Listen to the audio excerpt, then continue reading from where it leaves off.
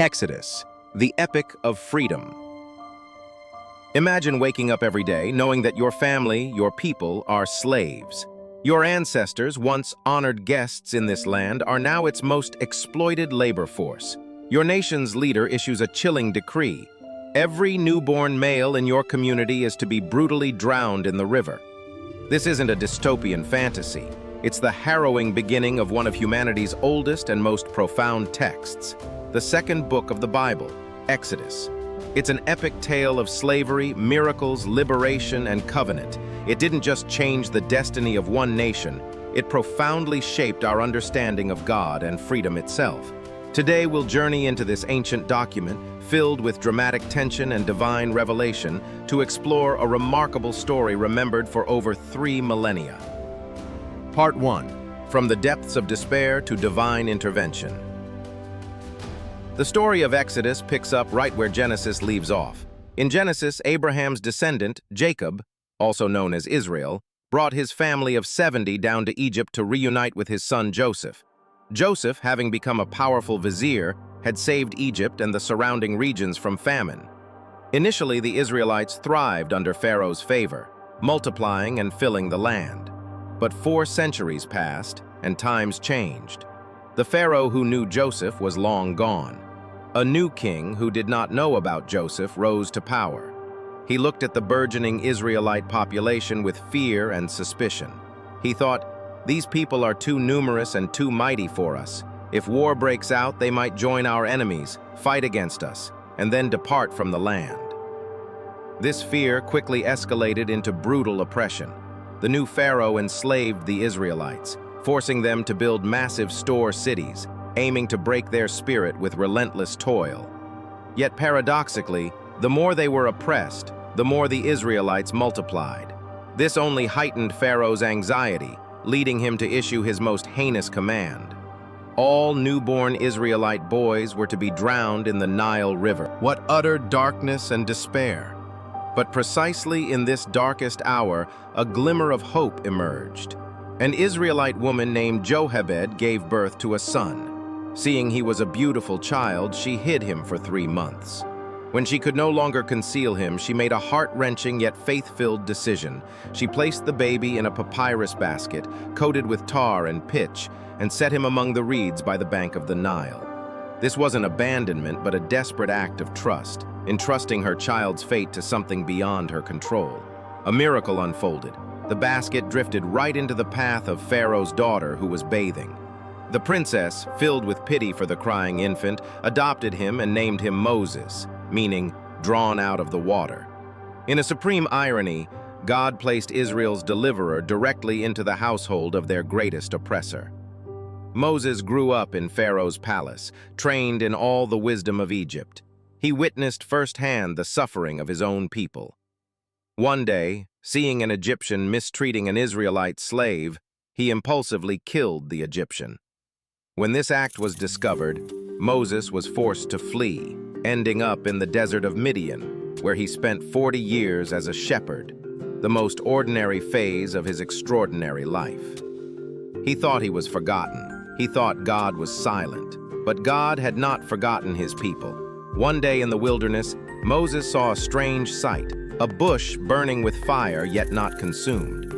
As he drew near to investigate, a voice called out from the flames, "Moses, Moses, do not come any closer. Take off your sandals, for the place where you are standing is holy ground." This was God's call. God told Moses that he had heard the cries of the Israelites and was sending Moses to lead them out of Egypt. It was a monumental task, and Moses was filled with struggle and doubt. He felt slow of speech and tongue. He questioned, "Who am I?" He even asked for God's name. God revealed his name as "I am who I am," a declaration of God's transcendence, eternal nature, and faithfulness. Despite Moses' numerous objections, he eventually surrendered. He, along with his brother Aaron, returned to Egypt, ready to confront the mighty Pharaoh. Part 2. The Confrontation, Miracles and a Hardened Heart. Moses and Aaron approached Pharaoh with God's demand.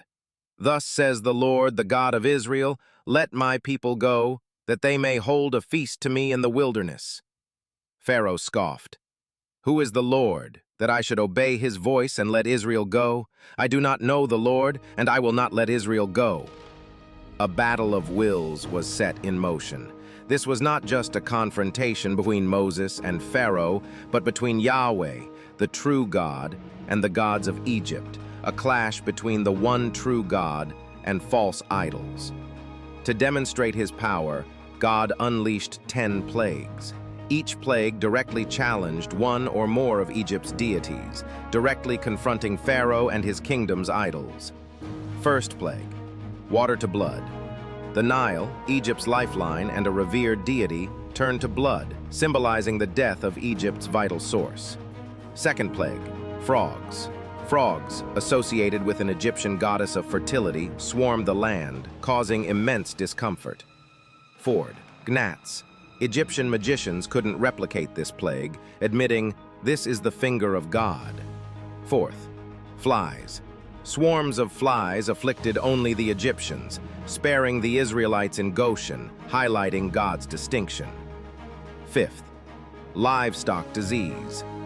Egyptian livestock died in droves, while Israelite animals remained unharmed. Sixth, boils. Painful boils afflicted both humans and animals. Even the magicians couldn't stand before Moses. Seventh plague, hail. Unprecedented hail ravaged Egypt's crops, trees, and everything in the fields. Eighth, locusts. Locusts covered the land, devouring every remaining plant. Ninth, darkness. 3 days of thick, palpable darkness enveloped Egypt, while the Israelites had light in their dwellings. Each calamity plunged Egypt into deeper suffering. Pharaoh, time and again, would soften, agreeing to let the Israelites go, but as soon as the plague lifted, he would immediately harden his heart and renege. Here, Exodus masterfully describes the concept of Pharaoh's hardened heart. Initially, the Bible states that Pharaoh himself hardened his heart. He had the freedom to choose, but he chose to defy God. Only after Pharaoh's repeated rejections, his stubborn persistence, and when he reached a point of no return, does the Bible begin to say that God hardened Pharaoh's heart. This isn't God forcibly removing Pharaoh's free will, but rather God using Pharaoh's own sinful choices to accomplish his larger redemptive plan and display his glory and power. Pharaoh's hardened heart ultimately became the catalyst for his own destruction and that of Egypt. Through each plague, God demonstrated to Pharaoh and Egypt, as well as to the Israelites, that he is the one true God. Part 3. Passover and the Red Sea miracle. Still, Pharaoh refused to let them go, so God brought the 10th and most terrifying plague, the death of every firstborn in Egypt, both human and animal. But before unleashing this devastating judgment, God provided a way of salvation for the Israelites. He commanded them to sacrifice a lamb without blemish and to paint its blood on the doorframes and lintels of their houses. That night, the angel of death would pass through Egypt, and every firstborn in houses not marked by the lamb's blood would be struck down. But for those houses covered with the blood of the lamb, the angel of death would pass over, and their firstborn would be spared. This is the origin of Passover. From that moment on, Passover became the most important annual festival for the Israelites, forever commemorating God's deliverance and the redemption signified by the lamb's blood. This final plague utterly broke Pharaoh. After losing his own firstborn son, Pharaoh summoned Moses and Aaron in the night and urged them to leave Egypt immediately with the Israelites. The Israelites were finally free. They departed from Egypt, a vast multitude of hundreds of thousands, perhaps over 1 million men, women, and children, carrying the wealth accumulated over 4 centuries, embarking on their journey towards the Promised Land. However, the joy of freedom was short-lived. Pharaoh quickly changed his mind. Realizing he had lost a massive workforce, he gathered his mighty army, chariots, horsemen, fully armed, and relentlessly pursued the Israelites.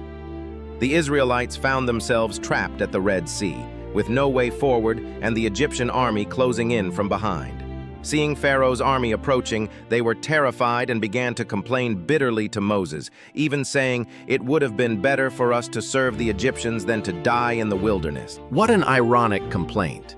Barely free from slavery, facing a small hardship, they longed for the good old days of being slaves, where at least there was food and water. This slave mentality and lack of faith would plague them throughout their wilderness journey, foreshadowing future challenges. But Moses did not give up. He cried out to God, and God told Moses, "Why do you cry to me? Lift up your staff and stretch out your hand over the sea and divide it, that the people of Israel may go through the sea on dry ground." The Red Sea miracle unfolded. Overnight, a powerful east wind blew, parting the waters of the Red Sea, forming two walls of water, revealing dry ground in the middle. The Israelites marched across the seabed. When Pharaoh's army pursued them into the sea, God caused the waters to crash back, engulfing all of Pharaoh's chariots, horsemen, and his entire army that had chased the Israelites. The Israelites were saved. Standing on the other side of the Red Sea, witnessing the utter destruction of the Egyptian army, they burst into song, praising Yahweh. This is the first complete song of praise in the Bible, called the Song of the Sea, which includes the line, "The Lord will reign forever and ever." This declares God's sovereignty and power as King. Part 4. Wilderness Discipline and the Sinai Covenant. The journey from the Red Sea to Mount Sinai, which should have been filled with hope, became a series of complaints and struggles. In the wilderness, lacking food and water, the people began to grumble against God and Moses, even nostalgic for their days of slavery in Egypt, where at least they had pots of meat. God, though omnipotent, provided for them in the most basic ways: manna, food from heaven, and water from a rock. These trials were meant to test the people's faith, teaching them to rely completely on God. After these wilderness trials, the Israelites finally arrived at Mount Sinai. Here, God made a momentous covenant with the nation of Israel. God's promise was this: if the Israelites would obey His commandments, they would become a kingdom of priests and a holy nation. This meant that Israel would serve as God's representatives on earth, demonstrating God's character, justice, and love to all peoples. Through Israel, God intended to restore His blessing to all humanity, fulfilling His ancient promise to Abraham. Amidst thunder, lightning, thick clouds, and a trumpet blast, God descended upon the top of Mount Sinai, delivering the 10 Commandments to Moses and the Israelites. These 10 commands formed the foundational terms of the agreement, outlining the core principles of the relationship between God and humanity, and between humans themselves. "You shall have no other gods before me. You shall not make for yourself a carved image. You shall not take the name of the Lord your God in vain. Remember the Sabbath day to keep it holy. Honor your father and your mother. You shall not murder. You shall not commit adultery. You shall not steal. You shall not bear false witness against your neighbor. You shall not covet." Following the 10 Commandments, God gave a vast collection of other laws and statutes, detailing Israel's conduct in worship, social justice, and community living. These laws were designed to shape Israel into a nation of justice and generosity, distinct from all other nations, a reflection of God's own character. Moses wrote down all these laws, and the people eagerly agreed to enter into this covenant with God once again. 5. The Tabernacle, God's dwelling among His people. While at Mount Sinai, God also revealed to Moses an incredibly significant plan: the construction of the Tabernacle. The Tabernacle was a portable sanctuary, a place where God's glorious presence would dwell in the midst of the Israelites. It was a magnificent and intricate project. God gave precise instructions for every detail, from the smallest pegs, rings, and embroidery on the curtains to the dimensions and materials of the altar, lampstand, and Ark of the Covenant. The design of the tabernacle was rich with symbolism. It consisted of an outer courtyard, the holy place, and the most holy place. Within the most holy place rested the Ark of the Covenant, the focal point of God's glorious presence, and the place where he would meet with his people. Every element of the tabernacle, from the precious gold, silver, and bronze to the finely crafted fabrics, reflected God's holiness, beauty, and majesty. Crucially, the tabernacle's design was a recreation of Eden. Eden was the perfect place of intimate fellowship between God and humans. But due to human sin, access to God's presence was lost. Now, through the tabernacle, God re-established a portable Eden among his redeemed people, making intimate fellowship with his holy presence once again accessible. The Israelites responded enthusiastically, generously donating vast amounts of gold, silver, and other precious materials, and dedicating their skilled craftsmanship to the tabernacle's construction. Final act. The glory descends and new challenges emerge. However, even as instructions for the tabernacle were being given, a major crisis erupted. While Moses was on the mountain receiving God's laws and the tabernacle blueprints, for 40 days, the Israelites below in the camp lost patience. They forgot the recent miracles and the covenant they had just made, turning to Aaron and demanding he make them a golden calf idol, which they then worshipped as the God who brought them out of slavery in Egypt. This was an egregious act of betrayal. They had just promised, "You shall have no other gods before me," and "You shall not make for yourself a carved image." This revealed the deep-seated sinfulness of the Israelite people. Their hearts, in their own way, were as hardened as Pharaoh's. God's anger burned, and he told Moses he would destroy these rebellious people. But Moses once again stood between God and the people, interceding earnestly on their behalf. He reminded God of his promises to Abraham and pleaded with God to consider his reputation among the nations. God listened to Moses' prayer and relented, not bringing the disaster he had threatened. Nevertheless, the cost of this rebellion was heavy. Moses, in his wrath, shattered the stone tablets inscribed with the 10 Commandments, symbolizing the broken covenant. Some of the sinful people faced judgment, but God's grace and faithfulness ultimately prevailed.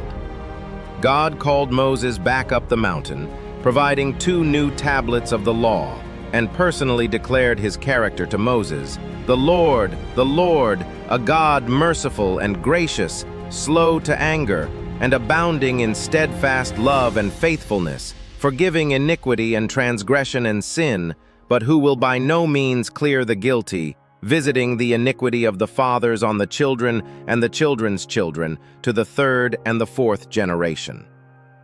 This is a revelation filled with tension. God is both a God of mercy, grace, and forgiveness, and a God of justice, holiness, who will not condone sin. He both forgives and holds accountable. This inherent tension would reverberate throughout the entire biblical narrative. Finally, the tabernacle was completed. In the very last chapter of Exodus, the Bible describes a magnificent scene. The glory of the Lord filled the tabernacle. God's glorious presence, once separated due to sin, now descended to dwell among his people once more. The tabernacle became the tangible sign of God's presence. Yet the story doesn't end there. When Moses attempted to enter the tabernacle, he found that he could not enter because the glory of the Lord filled it. This leaves Exodus with a profound, unresolved tension. The chasm between God's holiness and Israel's sinfulness still existed, perhaps more profoundly than they realized. The tabernacle was a promise of God's presence, but at the same time, human sin still hindered complete intimacy with a holy God. Conclusion: the enduring question and the path forward. The story of Exodus is far more than just the ancient history of Israel's departure from Egypt. It reveals several profound truths. Jainster the Outerdinner South, God is sovereign. He is the Lord of history, capable of overthrowing the mightiest oppressors and delivering the most humble slaves. God is a covenant maker. He actively initiates relationships with humanity and expects a response of obedience and faith. God is a redeemer. He doesn't just liberate people from external bondage, but also deals with their internal sinfulness. The Passover lamb, in particular, points forward to the ultimate salvation to come. God desires presence. He longs to be intimately present with his people, even willing to dwell among them despite the barriers of human sin. Exodus concludes with this unresolved tension. God's glory fills the tabernacle, but Moses cannot enter. This leaves us with pressing questions. How can the Israelites truly dwell with this holy God? How will their sinfulness be addressed?